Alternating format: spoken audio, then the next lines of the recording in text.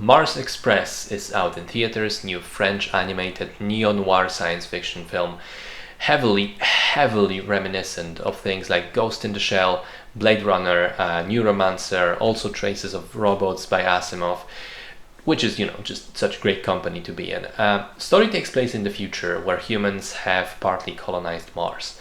A private detective and her robot co-worker accept a job to find a missing university student who has something to do with creating a potentially dangerous piece of software which removes inhibitions from robots and sort of mental blocks, making them truly free and making them, able to hurt humans.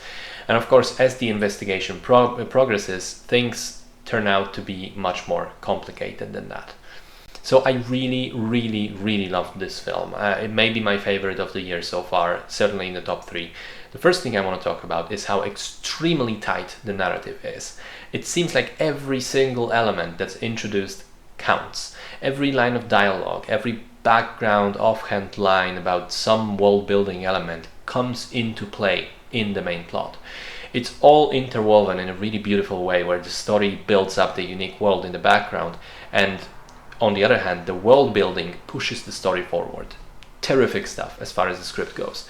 Secondly, the story itself is very engaging and interesting. It's rather bleak and mature, as is tradition for cyberpunk stuff, and doesn't shy away from difficult topics. The movie especially delves into transhumanism, with the idea that robots in this world, or at least some of them, are based off of real people's backups restored after their death.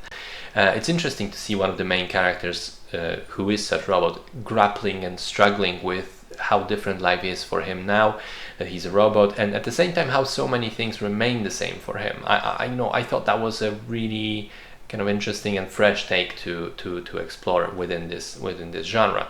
I think the animation quality is good, but it isn't exactly my favorite style, and I don't think there was any single moment that made me go, wow, that made my jaw drop, visually speaking.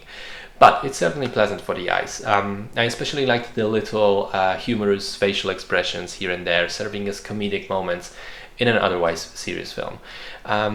I loved it in general. I think it's very close to being a perfect film, and maybe if I think about it some more, I will change my initial score from 9 out of 10 to 10 out of 10.